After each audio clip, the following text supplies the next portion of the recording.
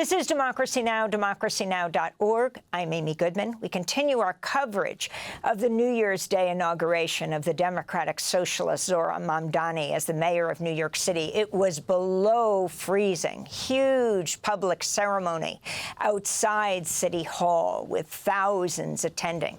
We turn now to independent Vermont Senator Bernie Sanders, originally from Brooklyn, who swore in Mamdani. I'm here mostly to thank the people of New York City. At a time in our country's history when we are seeing too much hatred, too much divisiveness, and too much injustice, thank you for electing Zohran Mamdani as your mayor. New York, thank you for inspiring our nation. Thank you for giving us, from coast to coast, the hope and the vision that we can create government that works for all, not just the wealthy and the few. At a moment when people in America, and in fact throughout the world, are losing faith in democracy, over 90,000 of you in this city volunteered for Zohran's campaign. You knocked on doors. You shared your dreams and your hopes for the future of this city. And in the process, you took on the Democratic establishment, the Republican establishment, the President of the United States, and some enormously wealthy oligarchs. And you defeated them in the biggest political upset in modern American history. Independent Senator Bernie Sanders speaking just before he swore in Democratic Socialist Zohran Mamdani as the mayor of New York. Yes, Mayor Mamdani made history as New York's first Muslim, first South Asian, first African-born mayor at the age of 34, the youngest mayor of New York in generations. This is part of Mayor Mamdani's historic inaugural address. My fellow New Yorkers, today begins a new era. I stand before you moved by the privilege of taking this sacred oath, humbled by the faith that you have placed in me, and honored to serve as either your 111th or 112th mayor of New York City. But I do not stand alone. I stand alongside you, the tens of thousands of you gathered here in Lower Manhattan, warmed against the January chill by the resurgent flame of hope. I stand alongside countless more New Yorkers watching from cramped kitchens in Flushing and barbershops in East New York, from cell phones propped against the dashboards of parked taxicabs at LaGuardia, from hospitals in Mott Haven and libraries in El Barrio that have too long known only neglect. I stand alongside construction workers in steel-toed boots and halal cart vendors whose knees ache from working all day. I stand alongside neighbors who carry a plate of food to the elderly couple down the hall, those in a rush who still lift strangers' strollers up subway stairs, and every person who makes the choice day after day, even when it feels impossible, to call our city home. I stand alongside over 1 million New Yorkers who voted for this day nearly 2 months ago. And I stand just as resolutely alongside those who did not. I know there are some who view this administration with distrust or disdain, or who see politics as permanently broken. And while only action can change minds, I promise you this. If you are a New Yorker, I am your mayor. And most of all, thank you to the people of New York.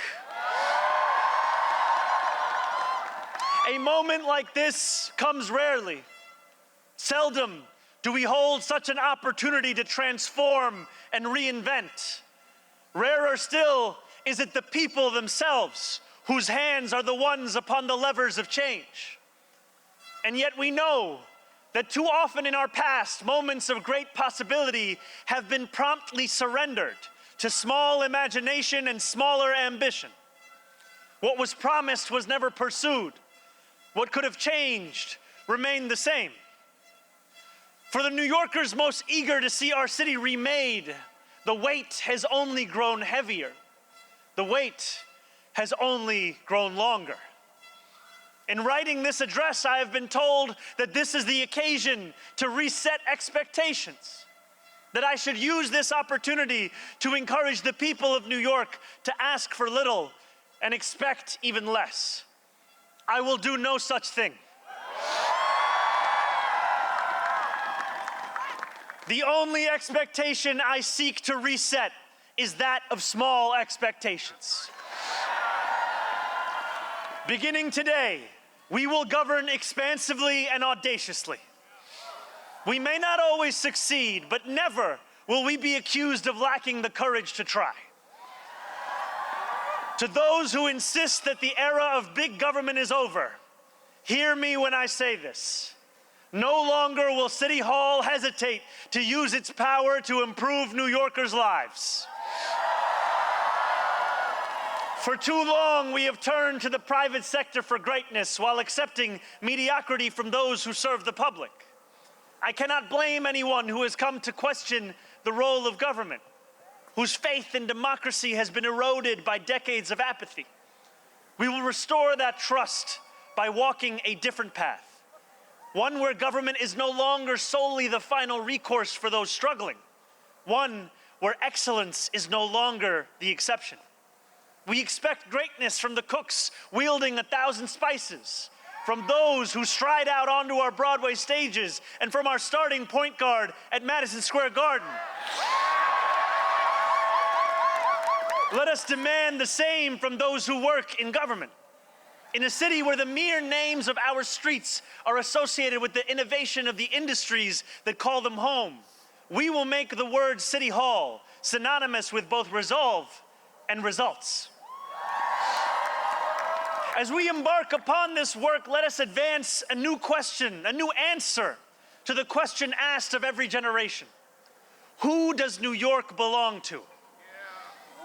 For much of our history, the response from City Hall has been simple. It belongs only to the wealthy and well-connected, those who never strain to capture the attention of those in power. Working people have reckoned with the consequences. Crowded classrooms and public housing developments where the elevators sit out of orders. Roads littered with potholes and buses that arrive half an hour late, if at all. Wages that do not rise and corporations that rip off consumers and employees alike. Who does New York belong to? Well, my friends, we can look to Madiba and the South African Freedom Charter. New York belongs to all who live in it. Together, we will tell a new story of our city. This will not be a tale of one city governed only by the 1%, nor will it be a tale of two cities, the rich versus the poor. It will be a tale of 8.5 million cities, each of them a New Yorker with hopes and fears, each a universe, each of them woven together. The authors of this story will speak Pashto and Mandarin, Yiddish and Creole. They will pray in mosques, at shul, at church, at gurudwaras and mandirs and temples. And many will not pray at all. They will be Russian Jewish immigrants in Brighton Beach, Italians in Rossville, and Irish families in Woodhaven, many of whom came here with nothing but a dream of a better life, a dream which has withered away. They will be young people in cramped Marble Hill apartments where the walls shake when the subway passes. They will be black homeowners in St. Albans whose homes represent a physical testament to triumph over decades of lesser paid labor and redlining. They will be Palestinian New Yorkers in Bay Ridge,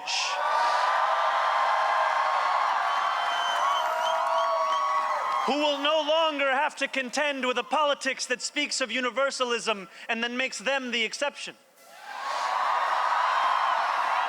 Few of these 8.5 million will fit into neat and easy boxes. Some will be voters from Hillside Avenue or Fordham Road who supported President Trump a year before they voted for me, tired of being failed by their party's establishment. The majority will not use the language that we often expect from those who wield influence. I welcome the change. For too long, those fluent in the good grammar of civility have deployed decorum to mask agendas of cruelty. Many of these people have been betrayed by the established order. But in our administration, their needs will be met. Their hopes and dreams and interests will be reflected transparently in government. They will shape our future. And if for too long these communities have existed as distinct from one another, we will draw this city closer together. We will replace the frigidity of rugged individualism with the warmth of collectivism. If our campaign demonstrated that the people of New York yearn for solidarity, then let this government foster it. Because no matter what you eat, how you pray, or where you come from, the words that most define us are the two we all share: New Yorkers.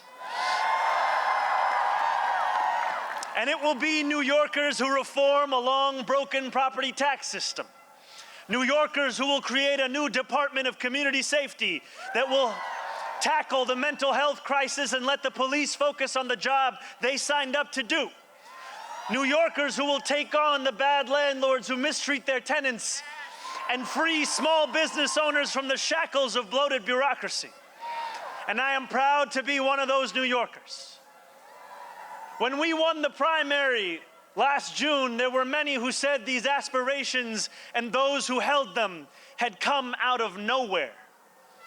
Yet one man's nowhere is another man's somewhere. This movement came out of 8.5 million somewheres. Taxi cab depots and Amazon warehouses, DSA meetings and curbside domino games. The powers that be had looked away from these places for quite some time if they'd known about them at all. So they dismissed them as nowhere. But in our city, where every corner of these 5 boroughs holds power, there is no nowhere and there is no no one. There is only New York and there are only New Yorkers. 8.5 million New Yorkers will speak this new era into existence. It will be loud. It will be different. It will feel like the New York we love. No matter how long you have called this city home, that love has shaped your life. I know that it has shaped mine. This is the city where I set land speed records on my Razor scooter at the age of 12. Quickest 4 blocks of my life. The city where I ate powdered donuts at halftimes during AYSO soccer games and realized I probably was not going to be going pro. The city where I devoured 2 big slices at Coronet's Pizza, played cricket with my friends at Ferry Point Park, and took the 1 train to the BX10 only to still show up late to Bronx Science. The city where I have gone on hunger strike just outside these gates. Sat claustrophobic on a stalled N train just after Atlantic Avenue and waited in quiet terror for my father to emerge from 26 Federal Plaza. The city where I took a beautiful woman named Rama to McCarran Park on our first date and swore a different oath to become an American citizen on Pearl Street. To live in New York, to love New York, is to know that we are the stewards of something without equal in our world. Where else can you hear the sound of the steel pan, savor the smell of sancocho, and pay $9 for coffee on the same block. Where else could a Muslim kid like me grow up eating bagels and lox every Sunday? That love will be our guide as we pursue our agenda. Here, where the language of the New Deal was born, we will return the vast resources of this city to the workers who call it home. Not only will we make it possible for every New Yorker to afford a life they love once again, we will overcome the isolation that too many feel and connect the people of this city to one another. The cost of childcare will no longer discourage young adults from starting a family, because we will deliver universal childcare for the many by taxing the wealthiest few. Those in rent-stabilized homes will no longer dread the latest rent hike, because we will freeze the rent. Getting on a bus without worrying about a fare hike or whether you'll be able to get to your destination on time will no longer be deemed a small miracle, because we will make those buses fast and free. These policies are not simply about the costs we make free, but the lives we fill with freedom. For too long in our city, freedom has belonged only to those who can afford to buy it. Our city hall will change that. These promises carried our movement to City Hall, and they will carry us from the rallying cries of a campaign to the realities of a new era in politics. 2 Sundays ago, as snow softly fell, I spent 12 hours at the Museum of the Moving Image in Astoria, listening to New Yorkers from every borough as they told me about the city that is theirs. We discussed construction hours on the Van Wyck Expressway and EBT eligibility, affordable housing for artists and ICE raids. I spoke to a man named TJ who said that one day a few years ago, his heart broke as he realized that he would never get ahead here, no matter how hard he worked. I spoke to a Pakistani auntie named Samina, who told me that this movement had fostered something too rare: softness in people's hearts. As she said to me in Urdu, "Logo ke dil badal gaye hain." 142 New Yorkers out of 8.5 million. And yet, if anything united each person sitting across from me, it was the shared recognition that this moment demands a new politics and a new approach to power. We will deliver nothing less as we work each day to make this city belong to more of its people than it did the day before. Here is what I want you to expect from the administration that this morning moved into the building behind me. We will transform the culture of City Hall from one of no to one of how. We will answer to all New Yorkers, not to any billionaire or oligarch who thinks they can buy our democracy. We will govern without shame and insecurity, making no apology for what we believe. I was elected as a democratic socialist, and I will govern as a democratic socialist. New York City Mayor Zohran Mamdani giving his inaugural address on New Year's Day on the steps of City Hall before thousands in sub-freezing weather as millions watch worldwide. To see the whole ceremony, everyone's speeches in full, go to democracynow.org. After the inauguration, the mayor traveled to a Brooklyn housing complex where he signed 3 executive orders designed to tackle the city's housing crisis. Special thanks to Nermeen Sheikhani, Masood, Maria Tarasena, Sam Alkoff, Trina Nadura. I'm Amy Goodman. Thanks for watching Democracy Now! On YouTube. Subscribe to the channel and turn on notifications to make sure you never miss a video. And for more of our audience-supported journalism, go to democracynow.org, where you can download our news app, sign up for our newsletter, subscribe to the daily podcast, and so much more.